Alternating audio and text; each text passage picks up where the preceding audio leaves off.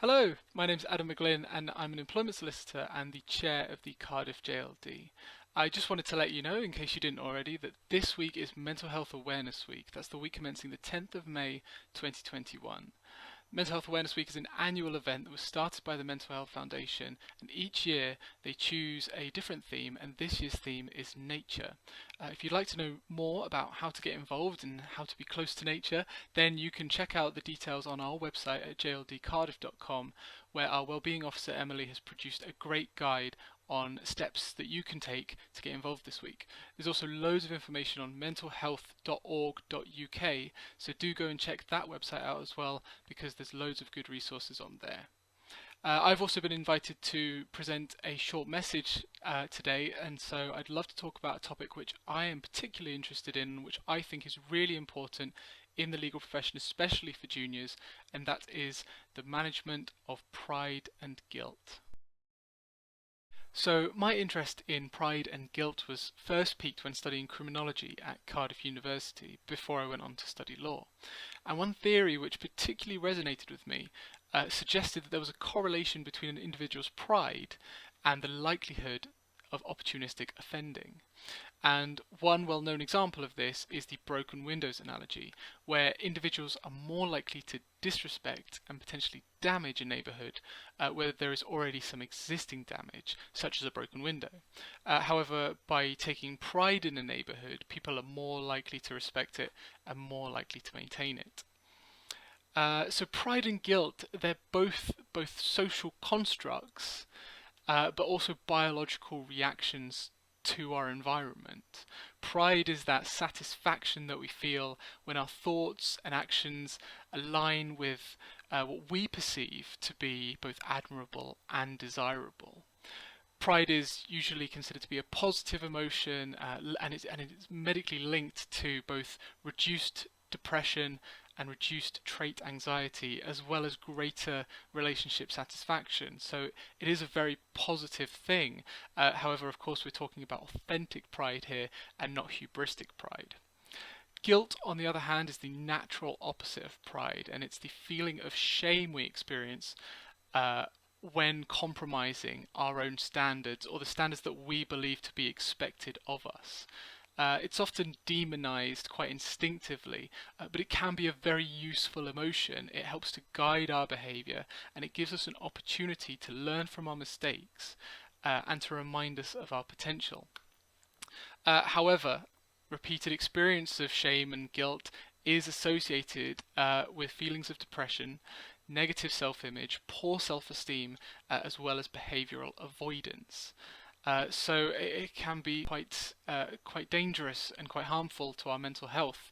But by managing both pride and guilt together, and by doing so properly, it can be a powerful source of motivation, where guilt can be our compass and pride can be the wind in our sails. And I can't believe I just said that. As I have embarked on my legal career, I have found that managing these emotions of pride and guilt have been more important than ever. Research into well-being in the legal profession has found that stress, anxiety, exhaustion, and occasionally burnout can be prevalent if they're underestimated. These symptoms are often attributed to causes such as long hours, time pressures, a lack of proper management, among a myriad of other causes. However, I believe that this overlooks the emotional intermediary of guilt that lies between these causes and the resulting symptoms. Both internal and external pressures can contribute to and exacerbate these feelings of guilt. For example, where we feel we have not worked long enough, or we feel we have not tried hard enough, or maybe we feel that we've just not performed well enough. But how can the legal profession move forward? How can it manage feelings of guilt more constructively, and how can it benefit from that motivating force of pride? Well, before I sign off today, I thought I'd give my top 10 tips, ideas, recommendations, whatever you want to call them, that maybe we should be considering being mindful of for the future. All who contribute to the culture of a firm or the legal profession as a whole should promote behaviours and qualities which are actually desirable, and should avoid inculcating outdated principles. So, for example, adopting a culture of presenteeism complicates metrics of desirable behaviour and performance and may lead to unnecessary additional guilt. Promote a culture which encourages more open and honest communication about guilt.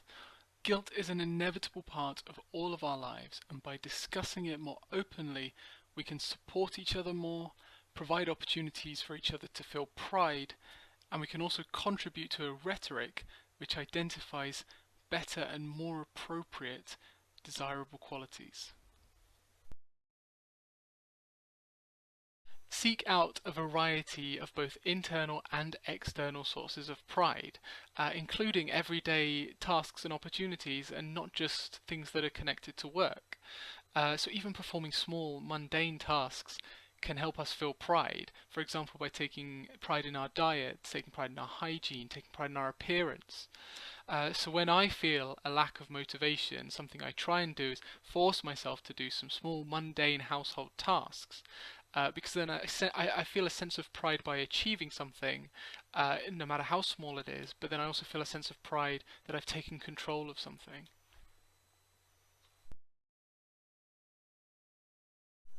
Pursuing something which you are passionate about can be a great source of pride and motivation. Now, I'm passionate about my job as an employment solicitor, but I'm also passionate about many other things from which I can derive other sources of pride. So, for example, I'm passionate about the esports industry, which I pursue through my blog. I'm passionate about the gym, and I try my best there. And you can be passionate about anything.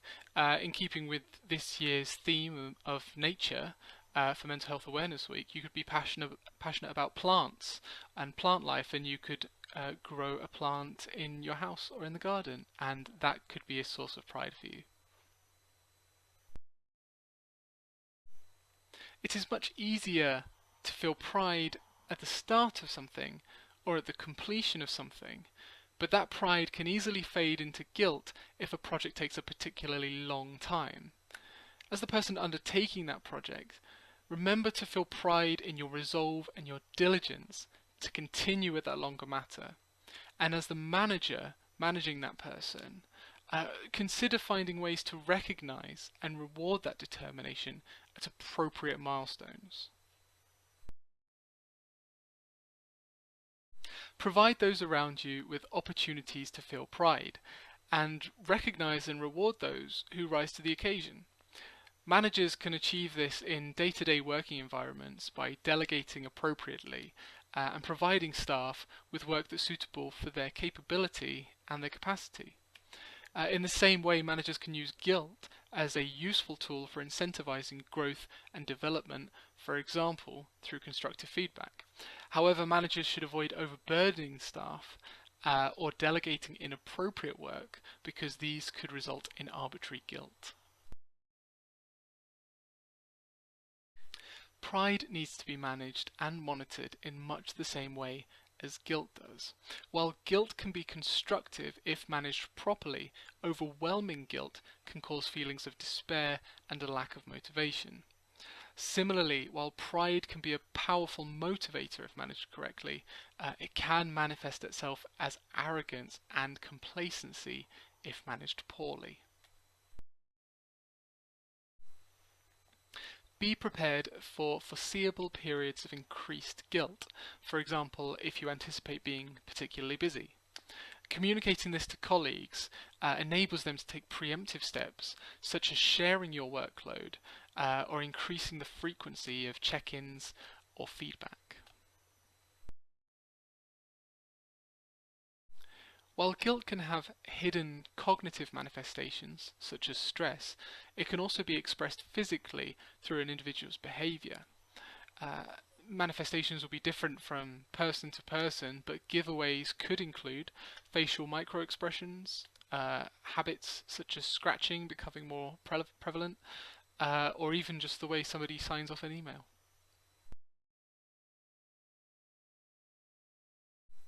I've taken quite a logical approach to pride and guilt today, but it's important to remember that these are emotions and aren't always rational. Seemingly irrational guilt is perhaps more prevalent than we might expect. One example could be somebody spending time on one piece of work and not the other, even though they intend to spend time on that other piece of work afterwards, and it was always impossible for them to spend time on both pieces of work at the same time. Another could be guilt for simply being inexperienced, despite the fact that person has no control over the laws of time and won't become experienced until they spend time becoming experienced. These are just additional reasons to exercise empathy and to listen to these individuals, to listen to these people, rather than just making assumptions or implementing a blanket approach. As a bonus recommendation, I would certainly encourage anybody under 5 years PQE to consider engaging with and joining their local JLD. Regional JLDs are a great way to meet others in similar situations, to share experiences and to support each other. I hope that this has been an interesting message, and thank you very much for listening and for taking the time. Please go and check out the website, use the links below to find all of the resources that I've mentioned today, and I do hope to see you soon. Thank you. Bye.